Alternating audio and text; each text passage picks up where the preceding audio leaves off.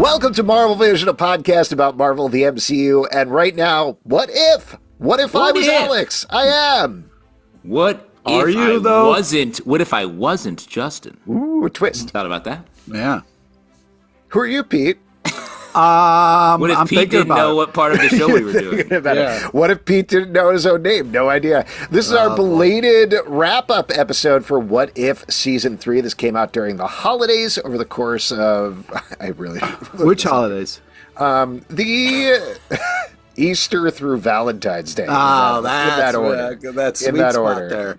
Yeah, there you go. Over the course of 8 days, all episode airs. This is the final season of the series as well, so it is all over. So what we're going to do here on the podcast is talk about all the episodes, talk about some highlights, lowlights, and generally what we thought about What If.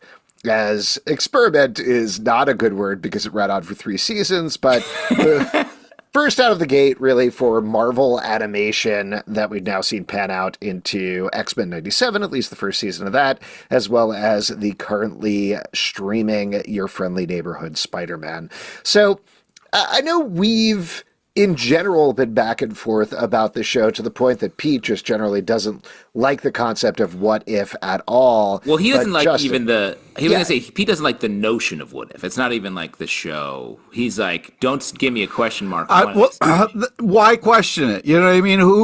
So what if we're in a simulation? We still got to wake up every fucking day and deal with this shit. So, like, what's the difference? You know what I mean? Why? So this goes to a larger life philosophy. And this is why Pete was actually, before Keanu Reeves cast in The Matrix, and he could not get past the red pill, blue pill scene. He was like, fuck you, neither. And just knocked him right out of Morpheus's hands. Yeah, he took neither, and then he took both. So that's the worst way. Knocked him to the floor and was like, ooh, M&M's. So to be fair, Pete, do you think you can set aside your dislike of the concept to talk about the show itself? Yeah, that's exactly what I did this season. I said, hey, just set my personal feelings aside and try to have some fun with it, and I did. I felt like they did do a good job of exploring half-ass ideas and just kind of like throwing stuff against a wall and be like, hey, what if Howard the Duck got with Darcy? I don't like that premise, but all right. Well, I get more Darcy. You're jealous of the duck. Well, I feel like Darcy can do so much better. You know what I mean? Are you often jealous of ducks, or is it just Howard? Well, now that we're talking about it, yeah. I mean, they're hanging out in ponds all day. Here's the thing. If you do any sort of reading about male ducks, and I'm not going to repeat it here, you would not be jealous. They are monsters. Monsters. Yeah. Are you talking about Daffy? Nope, I'm talking about real male ducks. Do some reading about duck sexual reproduction. Not going to talk about it here. Pretty horrible. To be fair, the anatomy, Pete does share the anatomy of the male duck. Not the attitude, but the anatomy. Yeah. And the free bread is nothing to shake a stick at. Yeah, he does share the attitude, I got to say, of like Donald Duck. Yeah. You mean no pants? Vaguely no pants. Sailor adjacent? 3 nephews. True. Wow, great call. Yeah. Well, it's funny that Pete is willing to set aside his preconceived notions because I feel like I'm sort of taking them on a little bit in this 3rd season of What If, because not to say this is a blanket dislike of the season, but I just feel like this show, it's billed as this package of unlimited creativity. That's the way the comic book series is. We can go anywhere, do anything. But in the actual TV series, the limitation is the MCU and the active pieces, and I think it's especially complicated in this season by a lot of the failed recent properties that they're like, well, let's do some more Eternals speculation. I'm like, we all flushed that guy down the toilet. I don't want to go back and speculate. But he was funny in this. I thought Camille Nanjiani, did a great job. The whole Bollywood stuff was a lot of fun. Do you think he got jacked for the voice role of this? You can hear it. I don't think you can get unjacked that quickly, but I mean... You can get unjacked pretty quickly. I can speak to that. Okay. Before we get into talking about specific episodes, just generally talking about the show, something that we talked about a lot over the course of the first 2 seasons is personally I felt like what they were going for was more of an Elseworlds than a What If. Just to sort of lay the groundwork for anybody. Wow, that's really Well, we've talked about take. this incessantly. Perhaps the It's most not. comic booky quibble Yeah, you could It is a have. comic book quibble, but I think the thing that was holding me up about the first two seasons, in particular, was the idea of like, what if is very clearly dominoes, right? It's like, oops, we changed one thing and it spirals out of control, and terrible things happen, or less rarely wonderful things happen, but that's what we're following.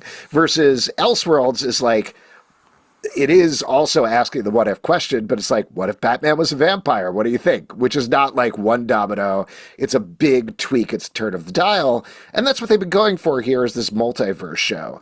The other two things that really were driven home for me in this final season that were layered in here is one, like you're saying, Justin, it's the MCU multiverse. So that's definitely, in some ways, a limitation here. I mean, limitations can let shows rise above, but here I really do think it was something that was holding them down for a lot of the time.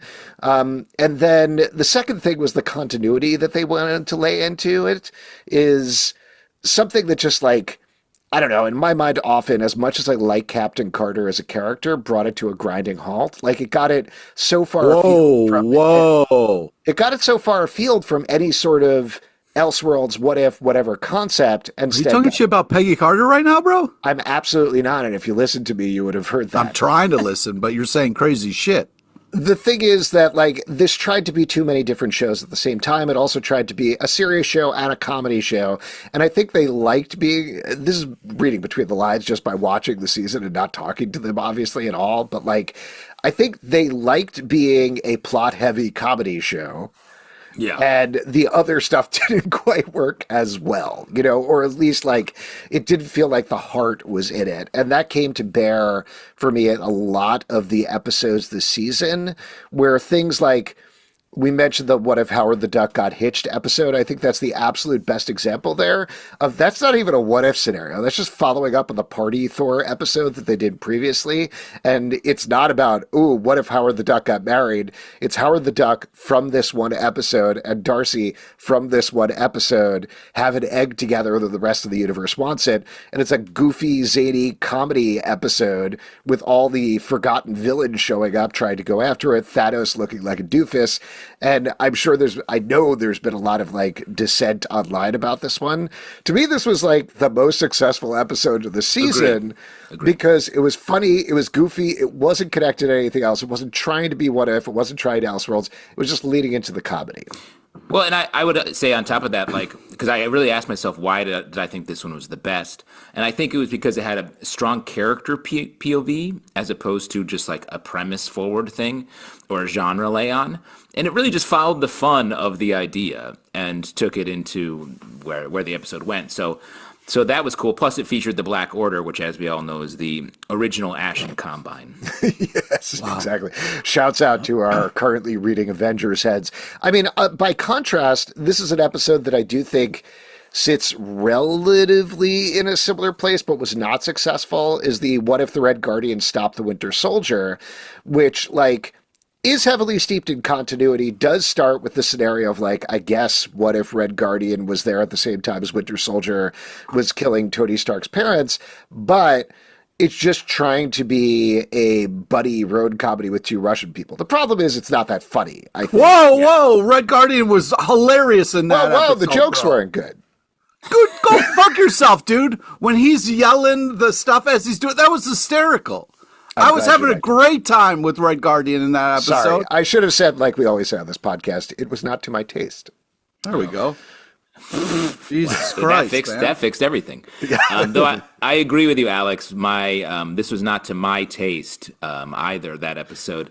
I also fell into a real Siegfried and Roy timeline internet hole in this episode because they referenced Siegfried and Roy, and I was like, what? That doesn't track. And I was like, oh, right, because the Stark's death is moved up into the early 90s, been the timeline, and Siegfried and Roy could have technically been there at the same time. Yeah, no, I kind of did the same thing because, like, the 90s thing doesn't make any sense to me because they're clearly dressed like they were from the 1950s or 60s. Exactly. Yes. Anyway. So that was, like, definitely pulled me out of it. But, and I just think that episode comedically, like, was just untimely with a lot of what they were trying to do. But I will say, across the board, the cold opens were really good. And the middle of the season, 4, 5, 6, I feel like really worked for me. And it's surprising to me that the middle of the season would be where I would find the most The line, success. "Knock it off, Captain Personality, you're embarrassing us," was hysterical. It was really well delivered, and I don't know what you guys are fucking talking about, dude. I'm so glad you enjoyed that, Pete. Why don't we talk about... Well, you know what, Pete? I would say that was to your taste. Yeah, it was to your taste. It was very yummy for you. Yeah, you like, I guess, like really crusty old beef jerky or I think hey, listen, beef jerky is beef jerky. You know what I mean? It's going to be there for you. just like that joke was then there for sitting in a road stop for a generation. Yeah, and I believe that Aging, Slim Jim's tagline is, "We're going to beef there for you," right? Yeah, exactly. We're going to beef there for you. If you need us, we're beef. We're going to beef there for you. I just think that overall, you had to, when you sign up Jeffrey Wright for this, you got to get more Jeffrey Wright. So I'm glad at the end of the season, the what if, even though kind of a ridiculous title, I'm glad that we got to kind of really put Jeffrey, because I don't like The Watcher. I think it's a dumb character. I've never liked The Watcher. So having The Watcher kind of be like, this is bullshit. I need to get involved so I can help this universe stay alive and not be fucked. I got behind that. I was like, great, finally, you're moved. I think that's interesting. And then the fight sequences and stuff was really over the top and a lot of fun. So I felt like where it first 2 seasons was exploring idea, but they had that ending, and I felt like it was a good ending for the show to kind of be like, hey, let's flex our Jeffrey Wright a little bit here and let him have some fun. And I was like, okay, cool. I hear what you're saying, Pete. I had a little bit of trouble with the end there, and maybe this was just reading into it metatextually, but the whole idea of getting to a place, granted, we've talked about this a lot as comic book fans, but getting to a place where the Watcher's like, well, hold on, I actually interrupt a lot now that I think about it, and watching is not great, and maybe I shouldn't do that, felt to me like working against the entire concept of the show. And not in a way that we were getting towards character growth, but it felt like they were starting it at a place of like, Watcher as a concept does not work. He needs to be the interrupter. Let's figure out a way that he gets there. That's funny. But I mean, like, the Watcher always implies the interruption. I feel like the whole thing is as a sympathetic character. When's he going to interrupt? Yeah, that's well, and I know this has happened, like the whole trial of the Watcher and everything that has happened in the comics as well. A lot, but yeah. I feel like there are certain things that we kind of go with as we're reading stories, things that we accept just are part of the nature of the story. And you can explore them different ways, but the Watcher is one of those where, yes, he is going to get to the place where just by the very basics of being seen by people or things like that is going to be changing the circumstances, let alone stepping in and be like, well, I just watched, but Reed Richards, here's one thing you can do to change the situation. But this goes even farther beyond that, to the point that he's actively manipulating events, to the point that by the end I was kind of like, well, these bad guys kind of do have a point. Wow, dude. Really got you. Well, that didn't bother me. You're really starting to see eye to eye with the villains now, is what you just said out loud? Well, they gave him a job, and then he didn't do that job.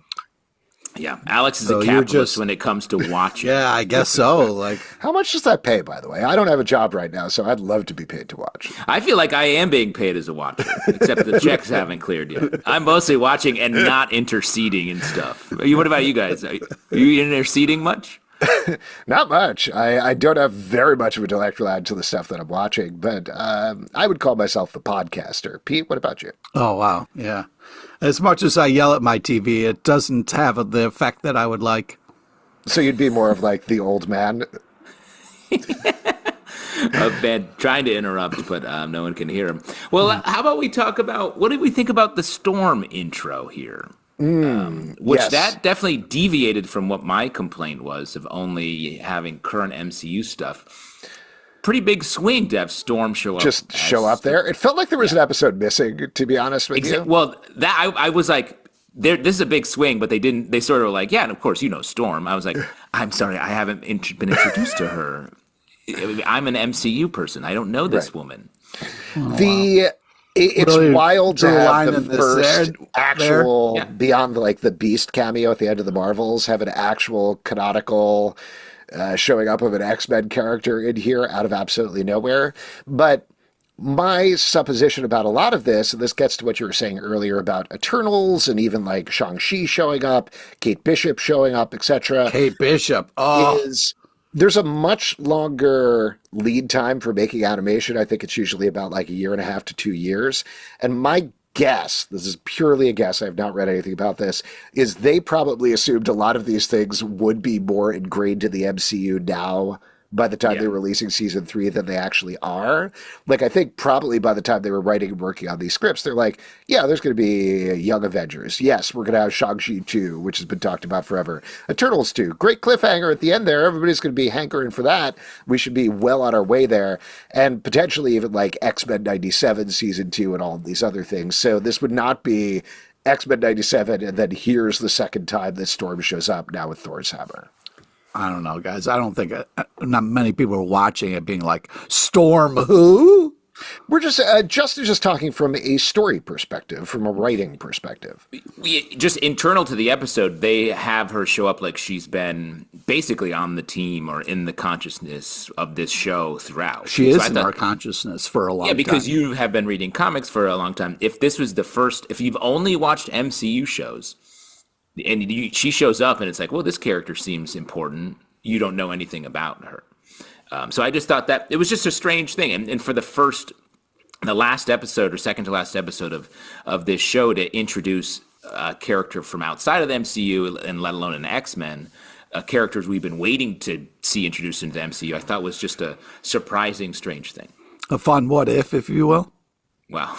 Wow, Pete's turning it Pete's an evangelist for the show now. One thing I will ask you, Pete, I think we talked about before you watched the final 2 episodes. How did you feel about Natasha Lyonne as Birdie the Duck?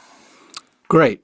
Fun. I mean, she is a hilarious human being and always a nice addition to anything that I'm watching. So if she's there, I'm excited to be a part of it. Well, and she's going to be in the Fantastic Four movie as well as a mysterious part. Do you think she's going to be Birdie the Duck in the Fantastic Four movie? Come on. Let's hope You so. want that? That's interesting. You don't like the parents being together, but you like the offspring. Well, I just feel like, they bend time so much in Fantastic Four, who's going to really keep track? You know what I mean? Like, just throw her in there and don't explain it. Nice. Yeah, and Pete doesn't want to be the bird dad. He just wants to be the bird that stepped up. Is that how you say it? I don't know what you're saying, but I just feel like she's great, and I could give a shit about Fantastic Four, so if she's in there, who cares? Great opinions on our Marvel podcast. Why don't we go through some of these episodes in order that we've been talking about them a little bit? Yes. But let's start with 1, please. Sure. Well, interesting. Great. I was going to start with like 5 or something. What if we started? No, the Godzilla Hulk was fucking badass, man. Come on. So the first episode was what if the Hulk fought the Mech Avengers. So as Pete's saying, this is an episode where we get a kaiju Hulk versus Voltron-style Avengers. Right in your wheelhouse, Pete. Seems like you love this one. I mean, this was just a no-brainer. I felt like I had my arms crossed and be like, all right, season 3 fucking impressed me. What the fuck you got? And then I was like, well, somebody came to play. So I uncrossed his arms. Yeah, I was. Great job, television show. I felt very happy with the start of this, and I felt like they did a good job of kind of building from there. But I just felt like if we're going to do this nonsense of the what if and then mix them up and the who gives a shit, then let's get goofy, and this is what I wanted. That's funny. This was not my tempo. I did not like this one very much. What did you like about it, Justin? Didn't I like about it? Yeah. You don't like Godzilla. You don't like the Hulk. So I mean, it just felt like Voltron Power Rangers. It's kind of a thing. I know those all things fun you things. Like, fun things are Voltron and Power Rangers. I feel like when I see those stories, the arc is almost always exactly the same, and then we sort of got that here. So it felt a little rote to me when the later episodes I thought were doing some more interesting things. I think you and I are kind of the same mind here, Justin. I did like the action in the episode. I'm not. Thank you. Giant robots versus giant monsters, cool. Come on, fun. But You had mentioned the openings, which was a new thing for this season, where they had like the little cartoon throwback style origin Yeah. story. Great. Love that. And then, no, sorry. They had first like the origin story of them and then did the origin story again, I believe. I don't know what you're talking about anymore. I'm forgetting. Oh, no. Okay, sorry. Let me look at my notes. So they have Go Avenger Heroes of the Gamma War, and very fun, old school style cartoon. And then they show the main credits for What If, and then they have the Watcher being like, here's how this happened again, even though we've just watched it. Which I was like, we don't need to reiterate this. We just watched this in the fun cartoon thing. In addition, like we've been talking about all along, or I've been talking about all along, this What If scenario was like, what if Bruce Banner was running in Washington, D.C. instead of Captain America? Here's how that would turn out. And I was like, none of that follows in any way. You could have No just... one has asked that question. Nobody has asked this question. None of it follows. Just set up the Go Avengers cartoon thing. Be like, there's giant Hulks and there's giant robots. The end. And just go. Just go with the premise. So that started me off in kind of like an annoyed place. And then it did have this weird mix of drama that didn't quite make sense and comedy that just didn't hit. So there you go. Pete's getting very mad. Pete's mad. It's okay. We like different things. We have different tongues and the tastes that hit them differently. Yeah. By the way, how's that going? You talked to our doctor about the tri-tongue surgery. Yeah, we're gonna get him. Oh, sorry. For those of you who don't know about a tri-tongue surgery, we're gonna get each of our tongues split into thirds and then mix them up so we each have each other's taste. Yeah. It's colloquial called going super snake. Yeah, we're going super. Wow. Yeah, you guys forking your tongue or keeping with the old episode roundy? 2, we get the Bollywood action, and We'll loop back to that question, Pete. Yeah, we'll Okay. get back to it. So the second episode is What If Agatha Went to Hollywood? Thank you for trying to speed it along, Pete, but it's not going to work. And we get Kingo meets Agatha. Whoa, hold up. We got kind of an old school Hollywood Marvel flip in there too in the beginning of the episode, Yeah, which is sure fun. did. The real what if. Not much plot on this episode.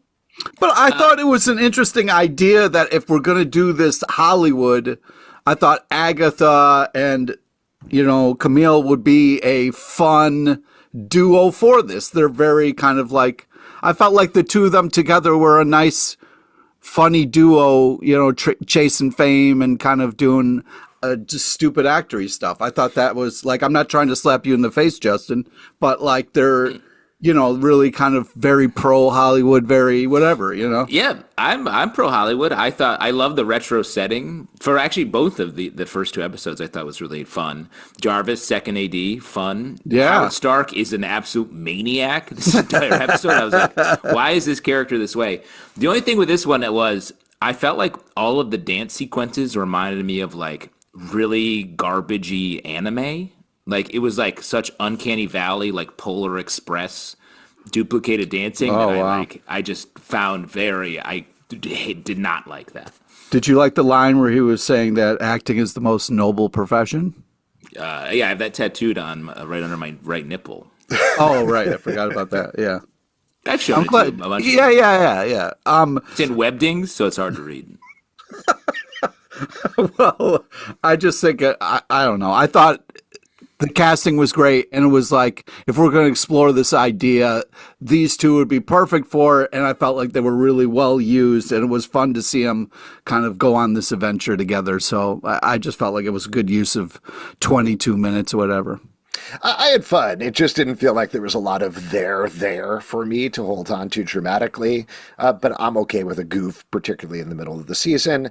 We have already talked about what if the Red Guardian stopped the Winter Soldier, and we touched on what if Howard the Duck got hitched. But why don't we jump ahead to what if the Emergence destroyed the Earth, which is the one that finds Riri Williams after the Emergence destroyed the Earth, tackling not Mysterio. They never call him Mysterio in the episode. Quentin Blake. The older version who has taken over the world with his Iron Legion. Yeah, I thought the Mysterio, without saying Mysterio, was strange. But this one, it felt like they were pursuing maximum randomness in this episode. And like that's I think sometimes works and sometimes sticks out a little bit. So it's sort of right on the edge for me here, but this one felt like it exists outside of the show. It felt like a real standalone thing, but I think that actually worked for it. I'm sorry, I was looking through my notes. We skip to episode 5 with Riri? Is that what we're doing? It's correct. Okay, great. I just want to just do a quick poll here before we move on. You guys don't like the Red Guardian as a character. You don't think it's funny? I like him all right. Yeah, he was pretty funny in the Black Widow movie. Really looking forward to Thunderbolts. He's going to be heavily featured. Okay, so it's not like you hate the character and then kind of featuring him made you mad. Okay, all right. No. Why are you saying you're a communist, Pete? No, I just think that it's weird that like a character who I thought was fun in the movies then got to do this kind of what if in a oddball team up that I thought was kind of right over the plate, and you guys were like, bah. So I was just It just surprised. didn't make a lot of sense to me, honestly. Like Red Guardian was so exaggerated here. No. Red Guardian is so exaggerated here. Winter Soldier didn't really seem to connect to the way that his character is in the movies at all. He was already like just kind of Bucky, and that's pretty much it. So the Karma's trying to murder you. It's the Russians. Yeah. I mean, my big thing is like Siegfried and Roy arrived in Vegas in 1990, so it would have been a pretty quick turnaround for them to be as famous enough that they would be able to make a reference to them by, 100%. Wow. right after that. Okay. I really like the Emergence episode as well, and this is one where I felt like, yeah, the what if scenario doesn't necessarily connect, like we're so far afield, but the episode itself was very dramatic, very well done. I liked the matchup between these characters. The way that it turned out was dark. And, getting back to the Watcher interrupting stuff, the fight, fight back, that was very affecting, I thought. I love the Avengers symbol over the world at the end. Good stuff as well. I loved her line, "Sorry, Casper, you ain't getting through." That was great. Mm-hmm. She was really badass in this. Yeah, this was a good dramatic episode, and I agree with you, Justin, that I think you called out this one as well. The next one, What If 1872? Again, this felt like very in its own world. This was the closest to an Elseworlds, like What If the MCU, but Western, and that's pretty much it. And Kate Bishop, though, dude, like shooting first, asking questions later. I just wanted to call out something that the Watcher says early in the episode that drove home what I think they wanted to do with this series and kind of lost sight of, is he's like, we're far out in the multiverse. Think less what if and more what the hell?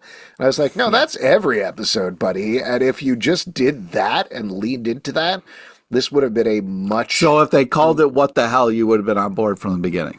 No, but that's what they were kind of going for, but then holding half back with a lot of the concepts in the episodes.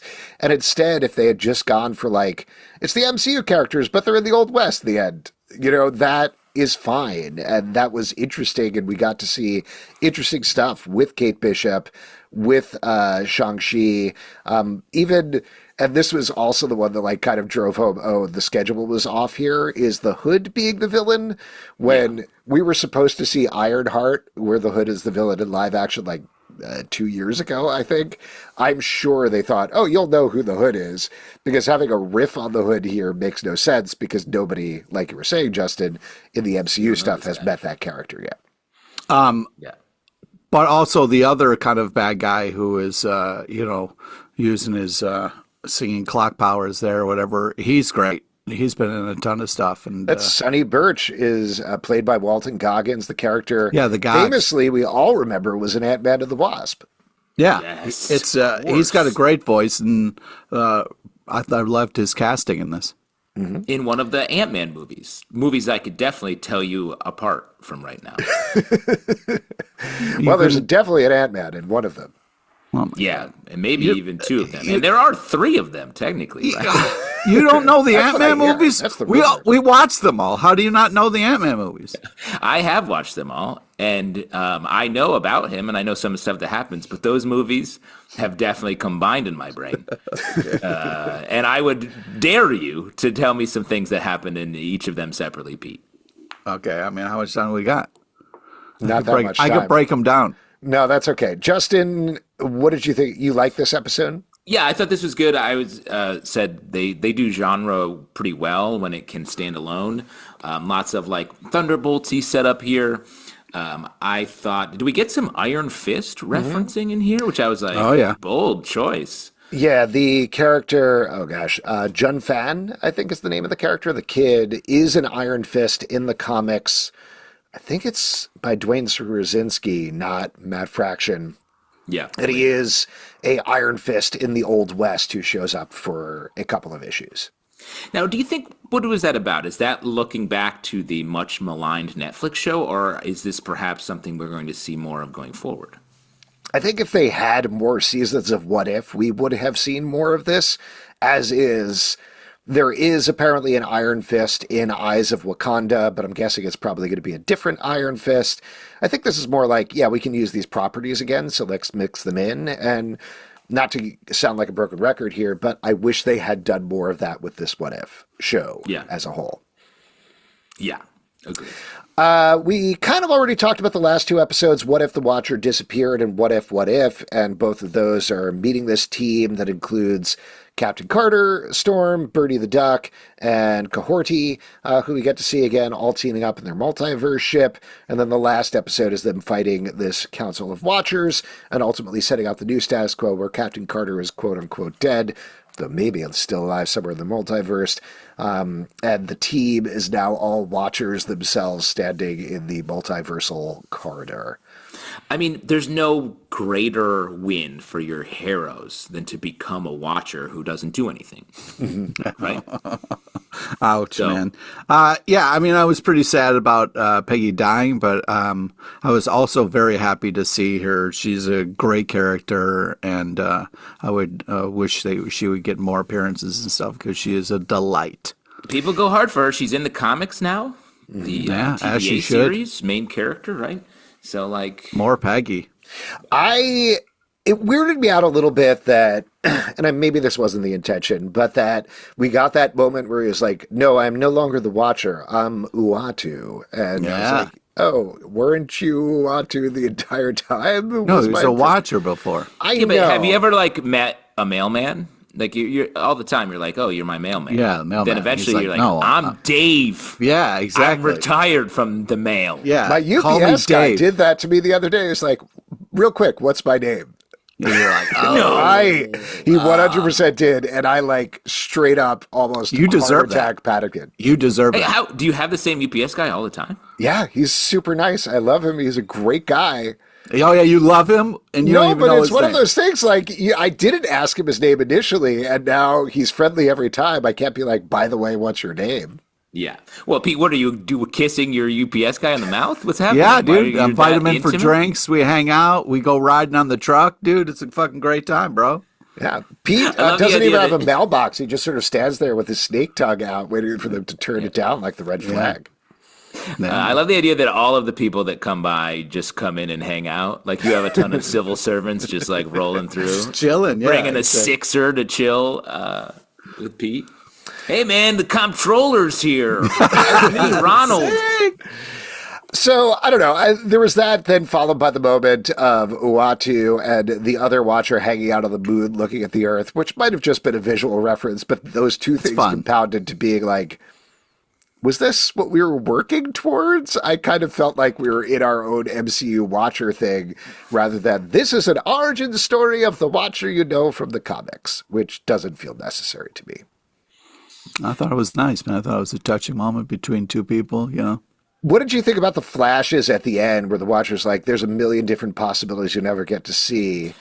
There were too many. I was like, I couldn't see all of them. It was funny. I actually like frame by frame through much of them. And Oh, wow. Most of them were ideas like, what if Thanos was Wolverine? What do you think about that? Or like, what if Deadpool had a lot of guns just like he does when Rob Liefeld draws him? And all these ideas is like, I don't know. I kind of wish I had it frame by frame because none of these are that inspiring or exciting. It's, what if Jubilee was Silver Surfer? Sure. All right. I mean, I guess they're actually doing that in the comics right now. So there you go. Yes. Alex, have you thought that maybe your UPS guy is named Uatu? That would be my first guess. All right. I'll try that when he delivers my package Yeah, later today. that's a great- Like, yeah, thanks, Uatu. And he'd be like, close. Oh, that's even worse. Here's the thing: is like he's very nice. I know he likes Star Trek. Whenever I get packages or like swag from them, I pass it along to him because he's a big fan. Wait, he's getting swag? He's You don't getting know who's swag. fucking. Fuck you, man. That's bullshit. Pete, That's deliver my fucking mail bullshit. sometimes. Pete, by the way, for anybody listening to the podcast, is my mailman, and I have not gotten a single letter. Unfucking believable. You don't deserve You to do get a leave me letter. those little packs of coupons, though, and I appreciate that, but I would love the rest of my mail at some point. You appreciate those coupons? I appreciate that he's leaving me anything. Oh, nice. My cat used to leave decapitated mice on my doorstep. That's a coupon. count? You Yeah. can cash that in. Yeah. Yeah, take whatever you want. Get out of the store. Any other thoughts? We've talked through the episodes individually. We've talked about the Great season. animation. I like the music, the vibe of it. It's fun. I mean, his voice sets a little bit of a tone that's kind of like, hey, we're going to explore some ideas. Alex, you might not like all of them, but please try to enjoy them. And yeah, It was I felt weird like that he said that at the beginning of every episode. It felt very please. targeted. In a good way.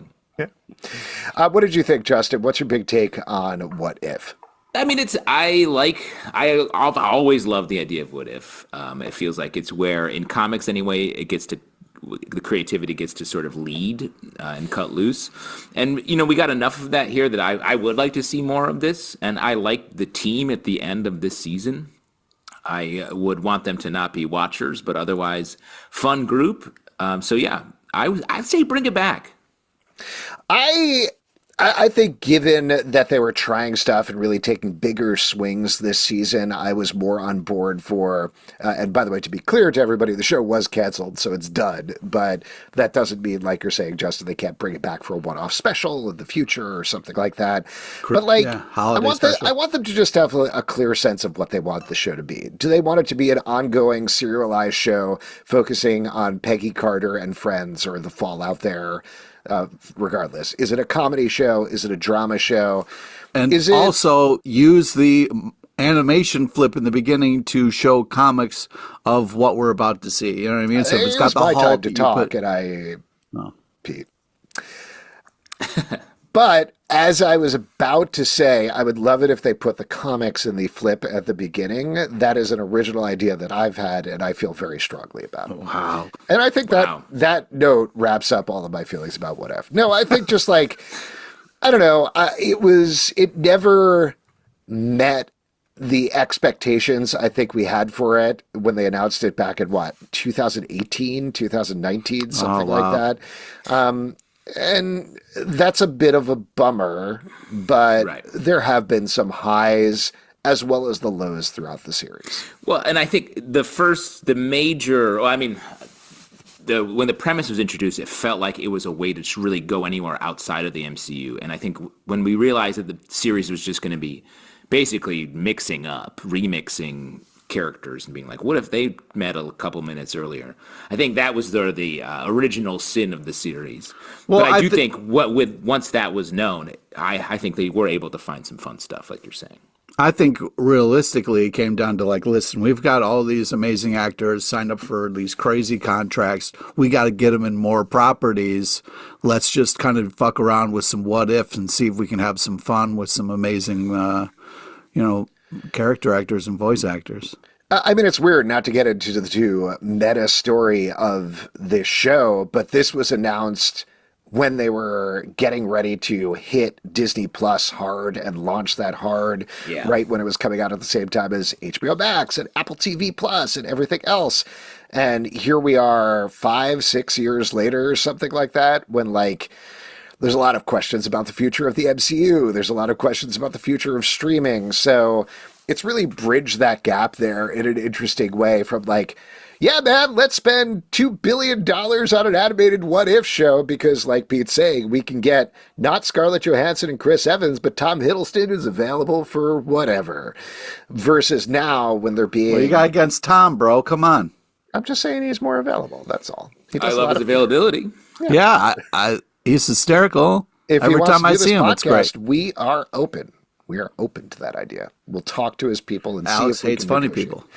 I don't like funny people and I don't like jokes. My point being that like we're in a very different place in terms of entertainment in the MCU now than we are then. So I guess it's probably best that What If is wrapping up. And I don't know. I think we'll get more stuff like X-Men 97, Your Friendly Neighborhood Spider-Man, where it's clearly hooked on very specific characters rather than the actors going forward.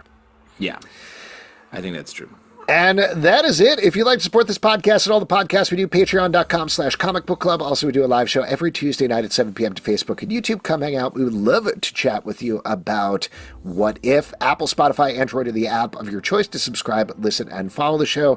comicbookclublive.com for this podcast and many more. Until next time, stay marvelous. It's always sad when something ends, but I just want to take a moment and say that when it comes to you two, I'll always beef there for both of you. Ah, beef. It's what's for dinner.